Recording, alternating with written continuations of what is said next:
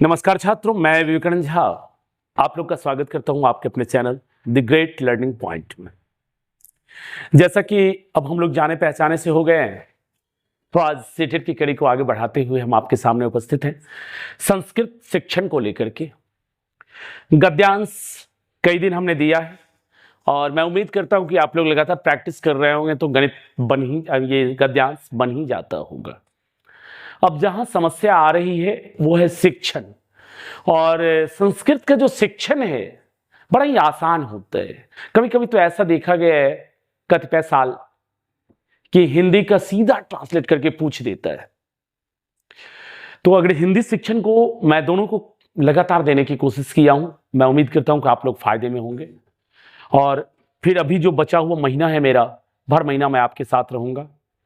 Chapter wise पढ़ाने का तो अब समय नहीं रहा, लेकिन हर चैप्टर से मैं क्वेश्चन डिस्कस आपके लिए कर रहा हूं। ईवीएस का भी मैंने दिया है, सीडीपी का भी दिया है। देखिए वीडियो को, प्लीज देखिएगा तब समझ में आएगा कि मैं क्या समझाने की कोशिश कर रहा हूं और कैसे आपकी तैयारी की करवाने की कोशिश कर रहा हूं। सारे लोग देखिए, स्किप नहीं कीजिए। एक बार देखने से क्या जाया होता है, देखिए जरूर फायदा होगा जो भी सीटेट के छात्र हैं, जिन तक ये वीडियो पहुंच रहा है। और नहीं पहुंच रहा, अगर कोई देखते हैं आपके साथी वगैरह कहीं तैयारी कर रहे हो तो उन सब में शेयर कर दीजिए। और जो सब्सक्राइब नहीं किए हैं प्लीज सब्सक्राइब जरूर करें, क्योंकि मैं अपने परिवार की संख्या बढ़ाने की अपेक्षा रखता हूं आप लोगों से। तो अब यहां पर में देखें आप कि जैसा कि मैंने कहा है कि इससे पहले बहुत सारे क्लास हो चुके हैं आपके। संस्कृत शिक्षण परीक्षा में आने वाले प्रश्न हैं, एकदम इंपॉर्टेंट है। ये प्रश्न पूछा जाए या इससे संबंधित पूछा जाए, निश्चित तौर पर पूछा जाएगा, क्योंकि प्रत्येक प्रश्न के साथ मैं उस प्रश्न की व्याख्या भी करता हूं कि कहां से कौन सा क्वेश्चन आपके लिए क्रिएट हो सकता है, उससे संदर्भित। तो अब आइए और मैं इसको लेकर के चलता हूं क्वेश्चन को, और वहां बातें करेंगे तो अच्छा लगेगा। यहां मैं सीधे तौर पर आपके साथ बातें करूंगा तो आपको लगेगा कि सर क्या कह रहे हैं, अपनी बातें ही सिर्फ कह रहे हैं। नहीं, मैं आपकी बातों को भी सुनूंगा कमेंट के माध्यम से। अब यहां देखिए क्वेश्चन क्या कहता है हमारा, छात्रा शांतिपूर्ण जीवनाय। छात्रा बहुवचन में है, तो छात्र शांतिपूर्ण जीवन के लिए, जीवनाय चतुर्थी व्यक्ति लगी हुई है, जिसका अर्थ होता है जीवन के लिए चतुर्थी, जिसमें भी आय लगा हुआ हो उसको चतुर्थी व्यक्ति में हम ले लेते हैं, जीवनाय। अभिप्रेरिता भवेयु, छात्र शांतिपूर्ण जीवन के लिए अभिप्रेरित होना चाहिए। परस्परम मिलित्वा बसेयु, परस्पर मिलकर के रहे। अन्येषां कृते च कार्यं कर्तुं सज्जिता भवेयु, दूसरे के लिए भी कार्य करने के लिए तैयार रहे। इति, हमारे पढ़ाने का उद्देश्य क्या है, एक अच्छा नागरिक बनाना उनको, जिससे हमारे देश की जो विविधता की एकता है वो कायम रहे।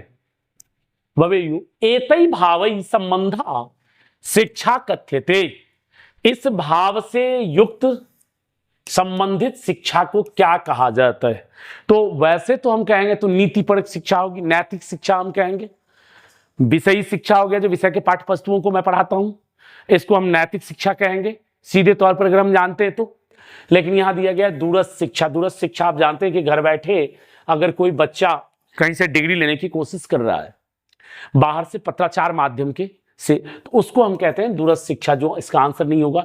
शैक्षणिकता, शैक्षिक, आप जो 10th किए 12th किए और इससे आगे बढ़ते चले गए हैं, जो भी विश्वविद्यालय डिग्री तक है, जो क्लास वाइज आप पढ़े उसको कहा जाता है शैक्षणिकता।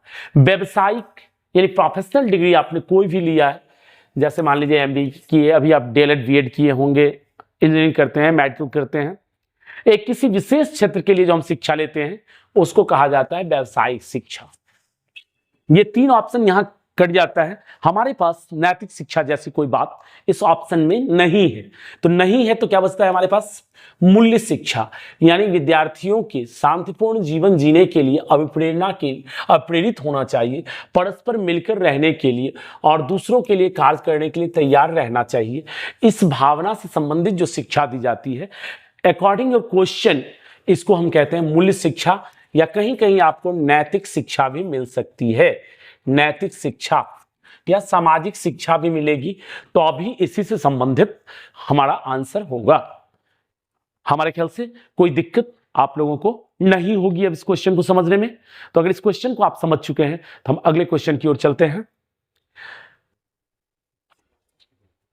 अगले क्वेश्चन की ओर आइए, देखने की कोशिश कीजिए। हर एक क्वेश्चन में मैं डिफाइन करता हूं, अगर आप सीटेट के स्टूडेंट हैं या आपके कंसर्निंग कोई भी है आपके घर परिवार में, हो सकता है कि वीडियो उन लोगों के पास भी पहुंचता हो जिनका इससे कोई वास्ता ना हो, तो आपके संसर्गित अगर कोई सीटेट का एग्जाम बैठ रहे हैं तो मेरे सारे वीडियो को देखने के लिए प्लेलिस्ट बना हुआ है, उनमें उन्हें कहिए।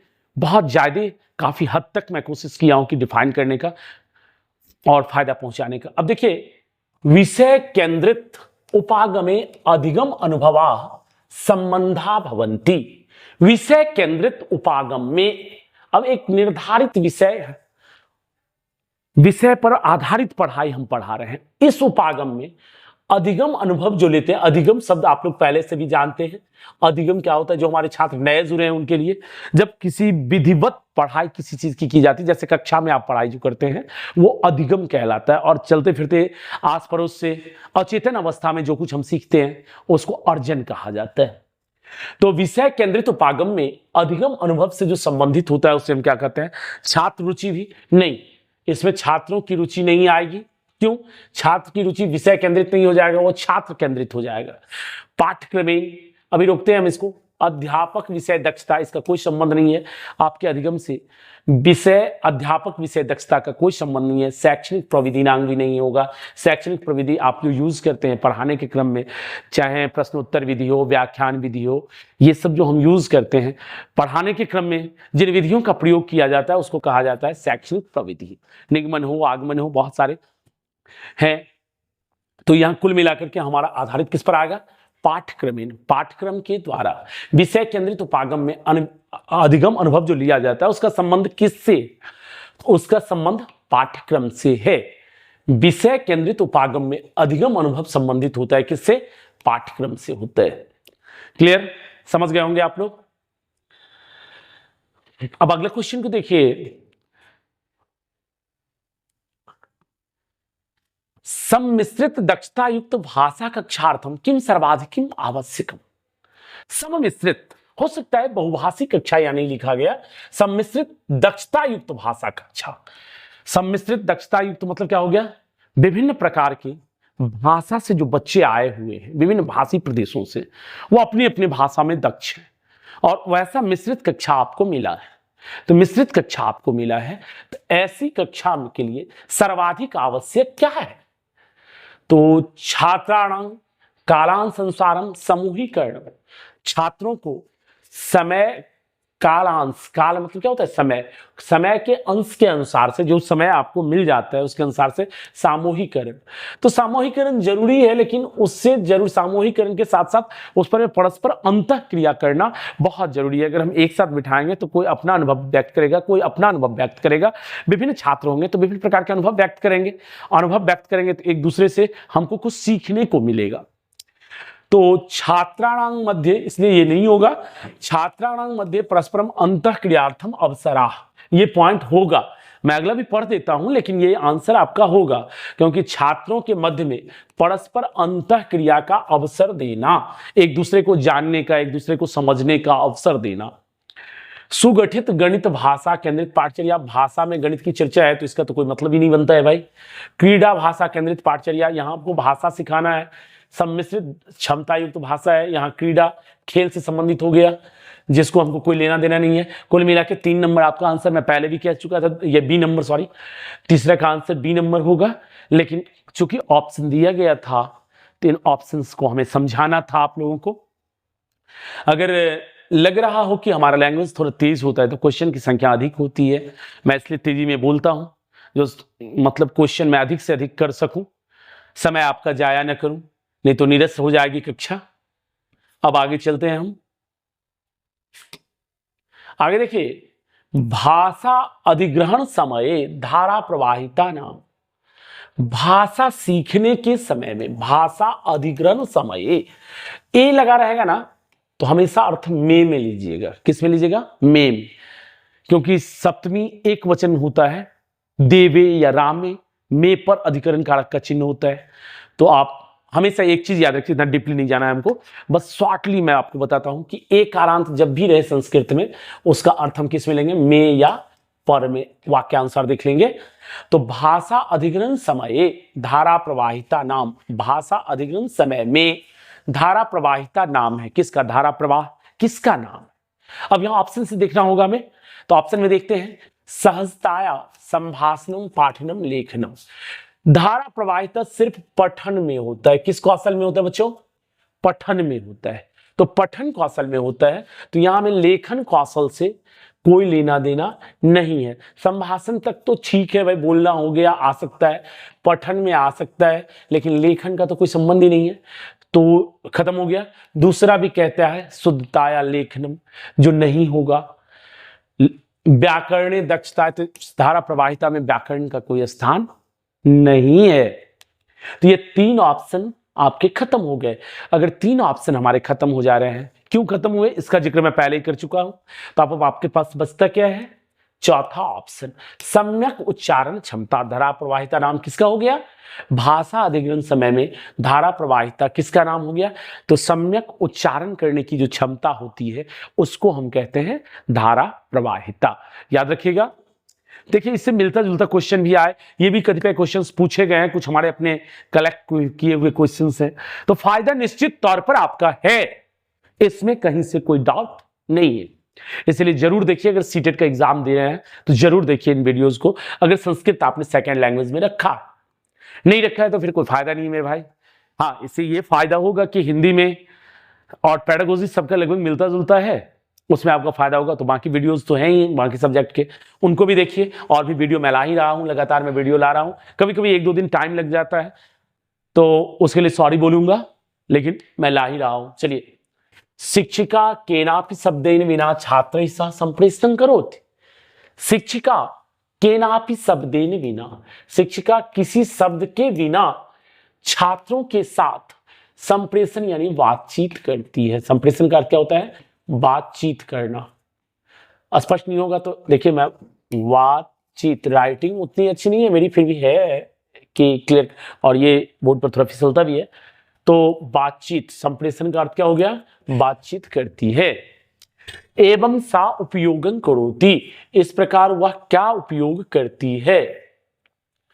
तो शाब्दिक संप्रेषण बिना शब्दों का जब कर रही है तो शाब्दिक संप्रेषण का तो कोई स्थान बनता ही नहीं है भाई।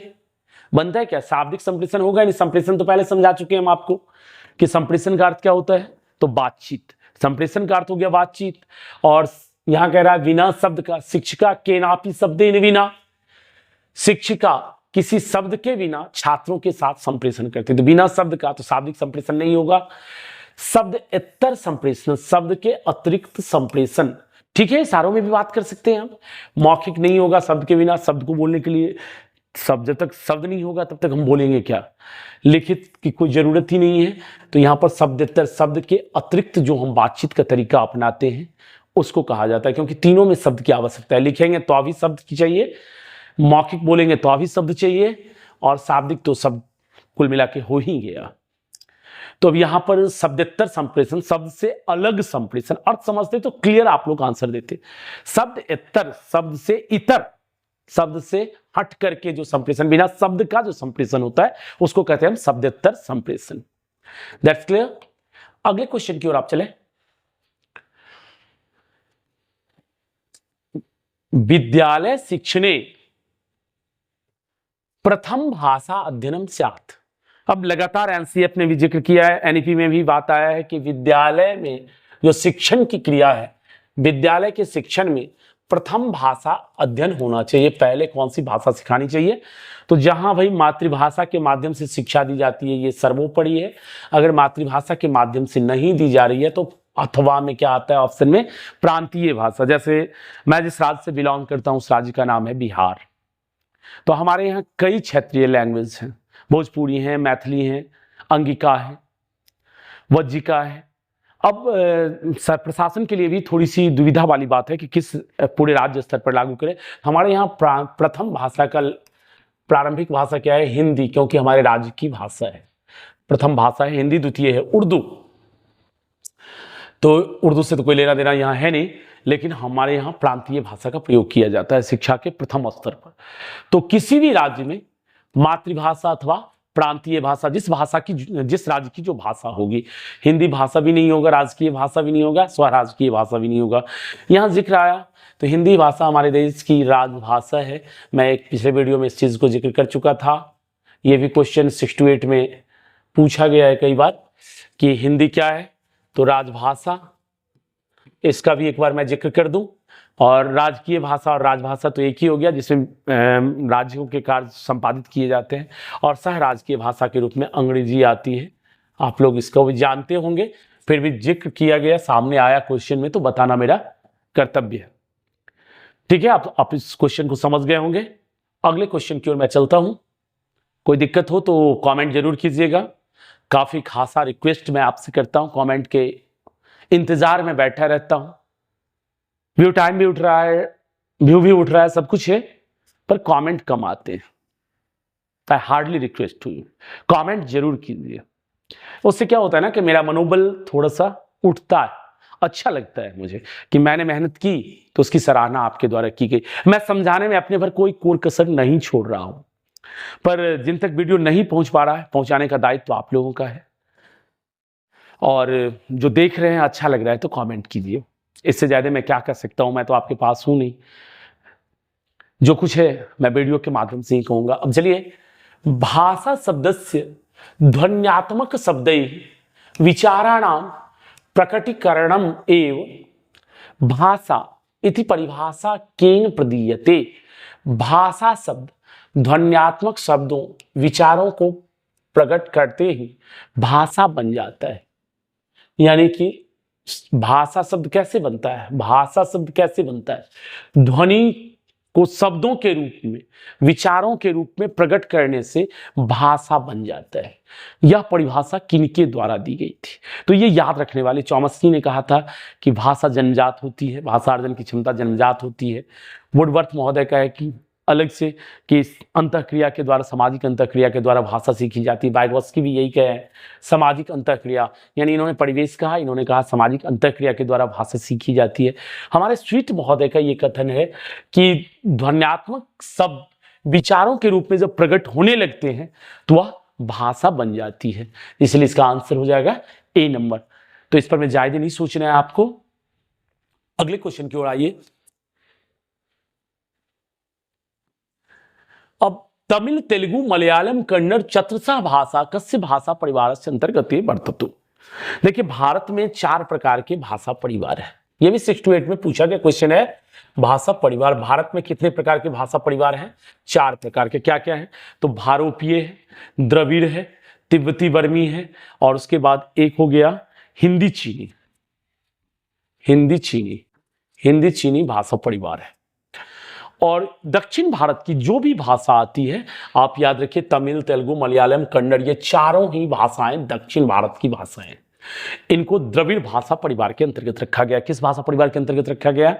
द्रविड़ भाषा परिवार के। हम लोग जो हिंदी बोल रहे हैं, संस्कृत जो है, ये सब भाषा भारोपीय भाषा परिवार की है। किसकी है? भारोपीय। तो यहां तो भारोपीय का कोई जिक्र नहीं है। हमारा कहते हैं क्या? तमिल, तेलुगु, मलयालम, कन्नड़, चतुर्था भाषा कस्य भाषा परिवार से अंतर्गत समाहितो अस्ति। तो द्रविड़ भाषा परिवार से। और दूसरा क्वेश्चन आपको ये डायरेक्ट पूछा गया है सेटेट में कि भारत में कितने प्रकार के भाषा परिवार हैं? तो 4 प्रकार के। ये चतुर्था लिखा गया है, यानी 4 भाषाएं हैं। भारत में कितने भाषा परिवार के लोग हैं?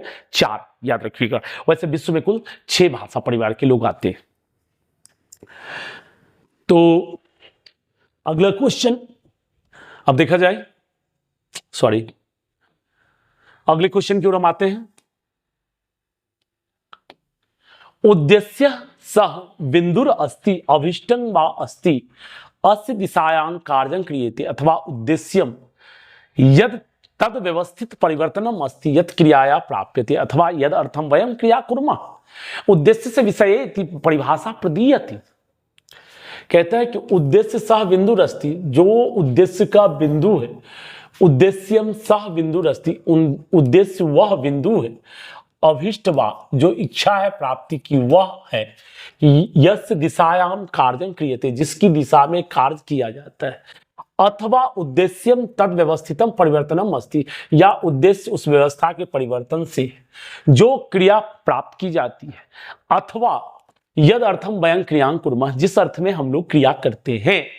उद्देश्य से विषय इति परिभाषा प्रदीयते, उद्देश्य के विषय में यह परिभाषा दी गई है। यह उद्देश्य के विषय में किसके द्वारा परिभाषा दी गई है? राष्ट्रीय शिक्षा नीति के द्वारा दी गई है। यह परिभाषा किसके द्वारा दी गई है? राष्ट्रीय शिक्षा नीति। और राष्ट्रीय शिक्षा नीति किसके द्वारा तैयार किया गया है? तो राष्ट्रीय शैक्षिक अनुसंधान प्रशिक्षण परिषद के एनसीटी हो गया, ये नहीं होगा, राष्ट्रीय शिक्षा नीति के द्वारा यह परिभाषा दी गई है। ये हमारे शिक्षक प्रशिक्षण महाविद्यालयों को मान्यता देता है और प्रशिक्षण संबंधी नियमों को तय करता है, राष्ट्रीय शैक्षिक अनुसंधान प्रशिक्षण परिषद। उसके बाद माध्यमिक शिक्षा आयोग कई प्रकार के हैं आपके, जैसे हमारे बिहार राज्य में बीएससी भी है, बिहार स्कूल एग्जामिनेशन बोर्ड। अन्य स्टेट में भी चलता है, जैसे यूपी में अपना चलता होगा UP school examination board. Central level पर सीबीएसई का नाम आप लोग सुनते होंगे, CBSE central board school examination. तो ऐसे विभिन्न प्रकार के बोर्ड संचालित होते हैं जो माध्यमिक स्तर की शिक्षा देते हैं, यानी 10th और 12th का सर्टिफिकेट जो हमारा निर्गत करने वाली संस्था है और परीक्षा कंडक्ट कराने वाली जो संस्था है उसे हम कहते हैं माध्यमिक शिक्षा आयोग। और विश्वविद्यालय अनुदान आयोग, यूजीसी का नाम सुने होंगे आप लोग, यूनिवर्सिटी ग्रांट कमीशन, यूजीसी विश्वविद्यालय अनुदान आयोग, जो विश्वविद्यालय के शिक्षकों को तनख्वाह देती है और विश्वविद्यालयों के लिए मानक तय करती है, उसे कहा जाता है यूजीसी। तो यहां पर हमारा संदर्भ था कि यह परिभाषा किसके द्वारा दी गई है? तो राष्ट्रीय शिक्षा नीति के द्वारा दी गई है। इस क्वेश्चन का आंसर यह आया। अब चलिए अगले क्वेश्चन की ओर हम चलते हैं। यस्य यस्यं भाषां तस्य देशस्य व्यवहारं लोकाचारं वा अपि दृश्यते। जो भाषा जिस देश के व्यवहार लोकाचार में दिखाई देता है वह भाषा क्या कहलाता है? तो मातृभाषा। मातृभाषा जिसको हम अपनी माँ के मुख से सुनते हैं, उस भाषा सीखते हैं, उसको कहा जाता है मातृभाषा। प्रदेश के कार्यालयों में जो व्यवहार की जाती है भाषा, उसको कहते हैं प्रादेशिक भाषा। और देश के कार्यालयों में जिस भाषा को व्यवहार में लाया जाता है उसको हम कहते हैं राजभाषा। अब यहां पर में हमारी बस्ती है, क्या कहा जाता है? यस्य भाषा तस्य देशस्य व्यवहारम लोकाचारम वापि दृश्यते, यानी कि लोग देश के व्यवहार में और लोकाचार में लोगों के द्वारा प्रयोग में लाया जाता है, उस भाषा को हम कहते हैं सांस्कृतिक भाषा। जो लोकाचार में भाषा प्रयोग लाई जाती है उस भाषा को हम क्या कहते हैं? सांस्कृतिक भाषा। मैं उम्मीद करता हूं कि आप लोग समझ रहे होंगे, समझिए निश्चित तौर पर। अब आगे चलते हैं हम इस क्वेश्चन को लेकर के। पढ़ने की कोशिश कीजिए, अर्थ लगाइए। संस्कृत एकदम इजीली टूटेगा और संस्कृत में कुछ है ही नहीं, बड़े ही आसान से क्वेश्चन आते हैं और 28, 29, 30 नंबर आपको एग्जैक्टली आ जाएगा। अगर 30 का 30 चाहिए तो मेरे संस्कृत के दिए हुए हर वीडियो को आप देखिए, जरूर आप 30 में 30 मार्क्स लाएंगे, ये मेरा पक्का विश्वास है और विश्वास मेरा हमेशा कायम रहा है, आज तक टूटा नहीं है। अधस्तने कतमा भाषा परिवार भारते न विराजते, नीचे दिए गए में कौन सा भाषा परिवार भारत में विराजमान नहीं है? तो मैंने तभी कहा था दक्षिण भारतीय भाषाओं को हम कहते हैं द्रविड़, तिब्बत बर्मन है, इंडो आर्यन है, अल्ताइक नहीं है भाई मेरे, ये अल्ताइक अमेरिकन साउथ अफ्रीका की भाषा परिवारों में आता है, दक्षिण अफ्रीका के भाषा में आता है अल्ताइक। तो सीधे तौर पर में ये नहीं है, इसको याद रखिएगा कि द्रविड़ है भारत में, तिब्बत बर्मन है, इंडो आर्यन है, 4 प्रकार के भाषा समूह हैं, जिसको आपने भारोपीय भाषा परिवार कहा था, हिंदी में तभी लिखा था, उसको यहाँ इंडो आर्यन कहा गया है। भारोपीय भाषा परिवार को उसी का नाम बदल दिया गया है।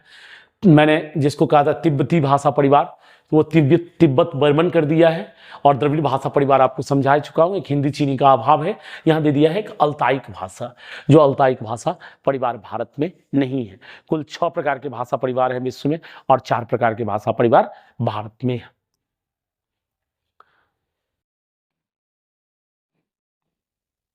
अब अगले क्वेश्चन की ओर हम चलें। भाषा अधिगमार्थम निवेशित पाठस्य कृते प्रमाणिक ग्रंथस्य आवश्यकता किम अर्थम भवति। आज मैं थोड़ा स्लो चल रहा हूं आपको समझाने के कारण। भाषा अधिगमार्थम, भाषा सीखने के लिए निवेशित पाठका के लिए प्रमाणिक ग्रंथों की आवश्यकता किस अर्थ में होती है? भाषा सीखने के क्रम में प्रमाणिक ग्रंथों की आवश्यकता किस अर्थ में होती है? सीधे तौर पर क्वेश्चन को ये समझिए। बाकी तो स्क्रीन पर दिख ही रहा है आपको क्वेश्चन। मैं आज इधर उधर कम हो रहा हूं क्योंकि मुझे लगता है कि मैं यहां खड़ा हूं, यहां से आपके क्वेश्चन को मैं डिस्टर्ब नहीं कर रहा हूं। एतेन अभिव्यक्ति प्रमाणिक प्रदर्शित, यह अभिव्यक्ति की प्रमाणिकता को प्रदर्शित करता है। बिल्कुल सही है। जब हम कुछ सीखते हैं या बोलते हैं तो उसकी प्रामाणिकता कहां से प्राप्त होती है हमको? तो प्रमाणिक ग्रंथों से होती है, क्योंकि हम अगर व्याकरण ही सीखते हैं, व्याकरण के नियमों को ही सीखते हैं, तो उसका आधार क्या रहा हमारा? प्रमाणिकता का आधार क्या रहा है? तो प्रमाणिक ग्रंथ रहे हैं। तो इसीलिए ये ऑप्शन बिल्कुल सही है। एतेन लेखक से परिचय भवति, नहीं, सिर्फ लेखक का परिचय तो नहीं होता है। एतेन नवीन कार्य सृजन भवति, इससे नवीन कार्यों का सृजन होता है, एक ही पक्ष हो गया। एतेन स्वाभाविक भाषा प्रदर्शन करती, नहीं, ये भी नहीं होगा। अभिव्यक्ति प्रमाणिकता, एक सेकंड रुकिएगा, सॉरी, ये आएगा 4 नंबर होगा इसका सबसे उपयुक्त। मैंने तभी ऑप्शन पढ़ा नहीं था। ये एतेन स्वाभाविक भाषा प्रदर्शन होती, इसके द्वारा स्वाभाविक भाषा का प्रदर्शन होता है, क्योंकि प्रमाणिक ग्रंथों से हमने जो पढ़ा वो हमारे परिवेश पर आधारित लिखा जाता है और स्वाभाविकता से। ये ऑप्शन अगर आ गया तो ये थोड़ा सा आंसर दोनों सही है, लेकिन ये थोड़ा गॉन हो गया, ये उससे हाईलाइट हो गया है, इसलिए ये आंसर बिल्कुल सही होगा इसका। अगले क्वेश्चन की ओर।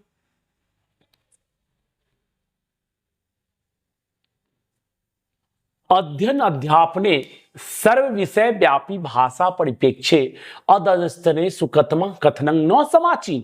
निगेटिव आंसर खोजना है भाई मेरे।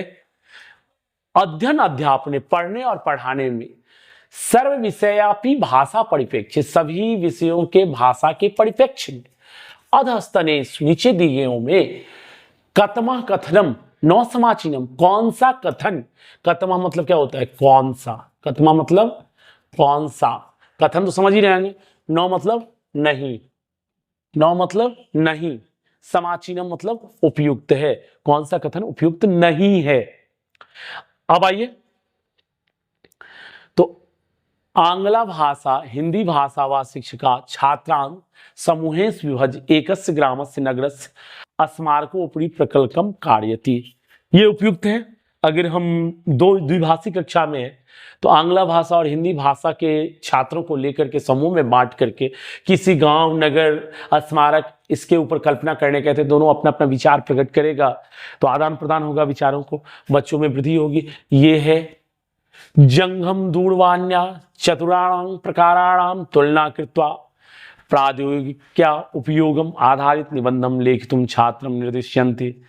अच्छा ठीक है, दूर में, जंगम मतलब दूर में कुछ जो वाणी बोली जाती है उसके चारों प्रकार की तुलना करते प्रौद्योगिक उपयोग के लिए आधारित एक निबंध लिखने के लिए छात्रों को निर्देश देती। पहला रुकते हैं, भाषिक शिक्षिका वाच्यानां लकाराणां च संदर्भास्नात पाठनम करोति। ये नहीं होगा भाई मेरे, ये भी सही है और ये भी सही होगा। इसको पढ़ लेते हैं हम। विज्ञान विषय से शिक्षिका विज्ञान से एकम तत्व आधारित शब्द ज्ञान से अभ्यासन कार्यति। विज्ञान विषय की शिक्षक विज्ञान के एक तत्व आधारित शब्दों के ज्ञान का अभ्यास करते हैं। चलो ये भी ठीक है, अभ्यास करते हैं तो उससे बच्चों में विकास हो रहा है।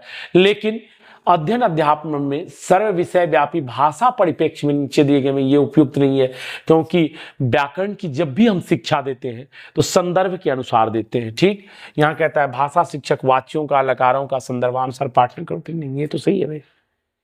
भाषा शिक्षण है, सॉरी, भाषा शिक्षण है तो ये सही है, क्योंकि संदर्भ के अनुसार पढ़ते हैं तो संदर्भ के अनुसार तुमको व्याकरण सिखाना ही है। ये नहीं होगा। फिर विज्ञान शिक्षक की चर्चा हो गई है, ये नहीं होगा।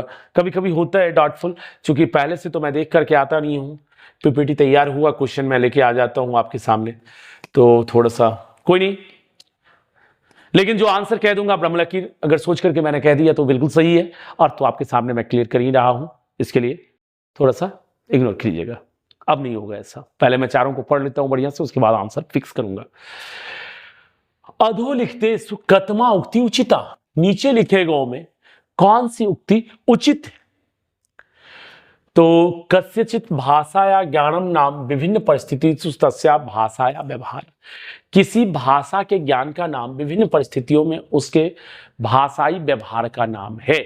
चलो ठीक है। कस्यचित भाषाया ज्ञानम नाम तस्य भाषाया सर्वेषां शब्दानां ज्ञान, सभी शब्दों के ज्ञान का नाम, किस कोई ऐसा माइकलाल पैदा नहीं हुआ जो किसी भाषा के सभी शब्दों का ज्ञाता हो। शब्द नए नए आते रहते हैं, जुड़ते रहते हैं, चलता रहता है। कस्यचित भाषाया ज्ञानम नाम तस्य भाषाया शुद्ध व्याकरण से ज्ञानम, वैसे व्याकरण का ज्ञान हो जाने से भाषा का ज्ञान नहीं होगा। कस्यचित भाषाया ज्ञानम नाम तस्य भाषाया लेखन से ज्ञानम, सिर्फ लिखने से भी नहीं होगा।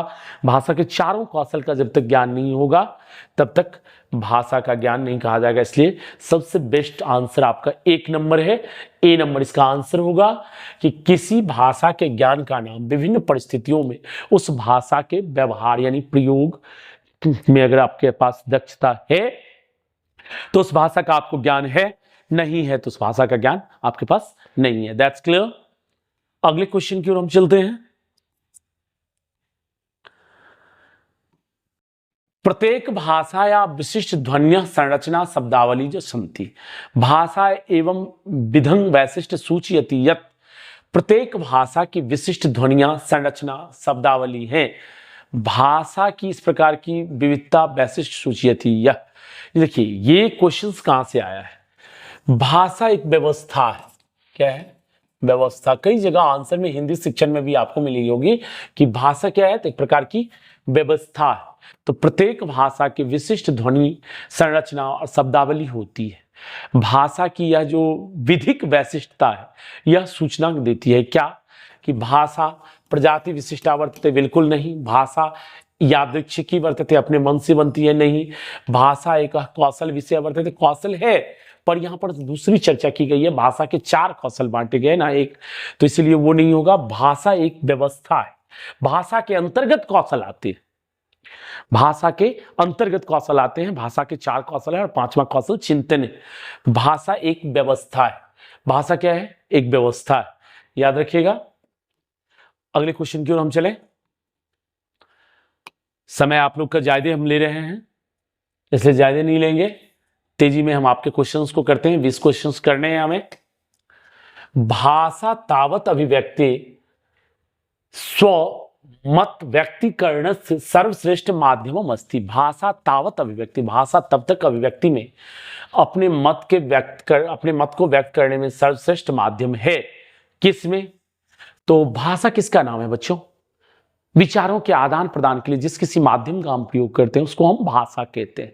तो विचारों का आदान प्रदान मतलब विनिमय, मैंने कुछ कहा उससे कुछ सुना, तो क्या आदान प्रदान करना। इसके लिए एक शब्द क्या होता है आदान प्रदान का? विनिमय। इसीलिए एक ही शब्द इसका आंसर हो जाएगा विनिमय। इसका आंसर क्या हो जाएगा? भाषा अभिव्यक्ति स्व-व्यक्तिकरण से सर्वश्रेष्ठ माध्यम अस्ति विनिमय। भाषा को दूसरे तक पहुंचाना से प्रचार नहीं हो सकता है, संग्रह नहीं होगा, उपयुक्त शब्द को भी हो ही नहीं सकता है। संग्रह करने से भाषा कमजोर होती जाएगी। व्यय करते वर्धते विद्या। विद्या एक ऐसा धन है, चाहे जिस प्रकार की विद्या आप लेते हैं, जितना खर्च कीजिएगा ना उतना बढ़ता जाता है। ये सब आप लोग जानते होंगे, फिर भी मुझे कहना पड़ता है क्योंकि क्लास है तो कहेंगे कुछ। मैंने कहा था कि 5000 आप सब्सक्राइबर पुर जाइए, हमारे परिवार का 5000 लोग हम में जुड़ जाएंगे तो मैं लाइव आऊँगा और बहुत अच्छे ढंग से अच्छी अच्छी बातें करूँगा, घंटों घंटा लगा रहूँगा। अगर आप पढ़ते रहेंगे मन लग जाएगा आपका तो घंटों घंटों मैं आपके साथ रहूँगा। लेकिन जल्दी जल्दी आप लोग पुरा नहीं रहे हैं भाई मेरे, ये क्या प्रॉब्लम हो रही है? पुराइए।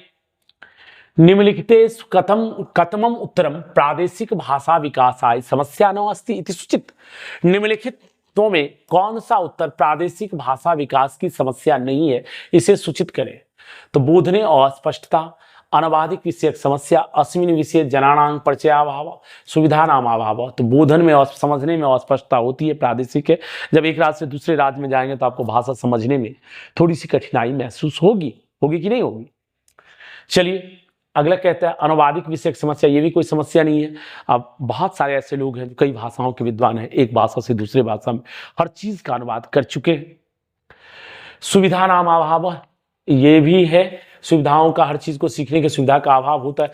पर अस्मिन विषय जनानां परिचय अभाव कभी नहीं हो सकता। ऐसा कोई लोग नहीं है जो किसी भाषा का नाम न सुना हो और उससे परिचित ना हो, इसलिए इसका सी नंबर आंसर होगा। नास्ति निगेटिव पूछ रहा था कि निम्नलिखित में कौन सा उत्तर प्रादेशिक भाषा विकास की समस्या नहीं है, इसे सूचित करें। तो प्रादेशिक विकास की समस्या नहीं है, लोगों के परिचय का अभाव। लोग सभी परिचित हैं, यह कोई समस्या नहीं है, या नहीं भी है तो हम परिचय देंगे तो परिचित हो जाएंगे, ये कोई समस्या नाम की चीज नहीं हुई। सुविधा का अभाव है, अनुवाद विषय की समस्या है, बोधने समझने में अस्पष्टता है, ये सब समस्याएं आ सकती है भाषा सीखने में, लेकिन ये कोई समस्या नहीं। अगले क्वेश्चन की ओर आप चले। भाषा या प्राथमिक रूपम अस्ति, भाषा का प्राथमिक रूप क्या है? तो कहीं कहीं आपको मौखिक भी मिलेगा, लेकिन सीधे तौर पर समझिए, आंसर याद रखिए, भाषा का प्राथमिक रूप है सांकेतिक। सीटेट ने इसका आंसर क्लियर किया था। तो मौखिक से पहले बच्चा किस में प्रयोग करता है? संकेत के माध्यम से बच्चा बोलता है। आप देखिएगा आ करता है, हाथ को हिलाता है, हाव भाव से भाषा को प्रकट करने की कोशिश करता है। ये सेकेंड स्टेप होता है। रोने और चिल्लाने के बाद बच्चा जब जन्म लेता है तो उस भाषा का सबसे पहला ध्वनि का उच्चारण करने का श्रेय क्या जाता है? रोना या चिल्लाना। उसके बाद सेकेंड स्टेप सांकेतिक में लेता है। तो इसलिए भाषा के प्राथमिक रूप क्या हो गया? सांकेतिक। इसको याद रखिएगा। अगले क्वेश्चन की ओर आइए आप। निम्नलिखितेषु किं भाषिक शिक्षणस्य उद्देश्यं नास्ति, निम्नलिखित में कौन सा भाषा शिक्षण का उद्देश्य नहीं है? विचाराणाम अभिव्यक्ति भाषा शिक्षण का उद्देश्य है। भाषा या अधिगम भाषा को सीखना ये आपका उद्देश्य है। लेखन क्षमता सृजनात्मकता भी भाषा शिक्षण का उद्देश्य है। लेकिन लेखन दक्षता, लिखने में दक्ष होना सिर्फ एक पार्टिकुलर की ओर कर रहा है, हमारे चारों कौशल में दक्षता चाहिए। तो इसलिए सी नंबर जो है इसका आंसर नहीं होगा। यह नेगेटिव आंसर था, नास्ति पूछ रहा था। इसको बड़ा ध्यान रखिएगा बच्चों, नास्ति वगैरह बड़े पॉइंट पर ये यहाँ कुछ बच्चे कंफ्यूज करके आंसर गलत कर लेते हैं, इसलिए इसको बड़ा ध्यान रखिएगा। आगे देखिए, भाषा तावत एतस्य अभिव्यक्ति स्वाभिप्राय प्रकटनाय उत्तमं माध्यमं अस्ति। भाषा तब तक और एतस्य अभिव्यक्ति और इसकी अभिव्यक्ति के लिए स्वाभिप्राय प्रकटनाय अपने अभिप्रेरणा के लिए और प्रकट के लिए उत्तम माध्यम है। क्या है? तो आदान प्रदान और विनिमय सबसे अच्छा है भाषा को समझने के लिए, प्रकट करने के लिए, समझाने के लिए आदान प्रदान और विनिमय। तो बच्चों हम उम्मीद करते हैं कि 20 क्वेश्चन लेकर के आए थे आपके सामने, आप इसको समझे होंगे। और 15 शिक्षण ही आता है, इसमें कतिपय क्वेश्चन पूछे हुए थे और कुछ क्वेश्चंस हमारे द्वारा क्रिएट किए हुए थे। उन क्वेश्चंस को मैंने समझाने की कोशिश की। आज की वीडियो में बस इतना ही। तब तक के लिए धन्यवाद। फिर मिलते हैं हम अगली वीडियो में।